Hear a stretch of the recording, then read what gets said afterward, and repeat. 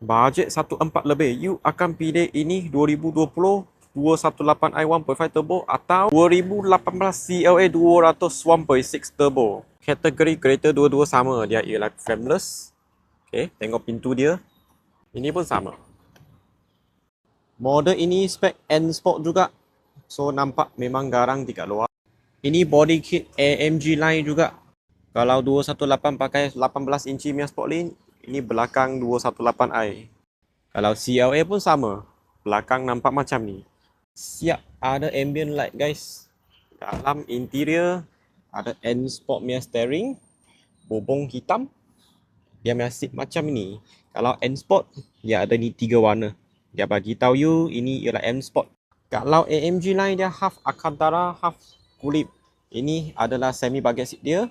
Ini steering dia macam ni. Bottom dia memang flat. Sama bobong hitam. Ini adalah electronic seat dia. Dalam nampak basic. Senang bawa saja. Cuma gear dia dekat sini. Reverse yang macam ni. Ada reverse camera. Nampak standard sikit lah. Dalam nampak memang advance lah. Itu ambient light siap boleh tukar warna. Warna purple. Hijau. Biru. Merah. Dengan browns. Siap ada spot display ya guys. Ni nampak memang macam model baru punya 3 series. Memang cantik lah. Memang bersih. So bulanan 1.4 lebih. Korang akan pilih 218 atau CLA 200.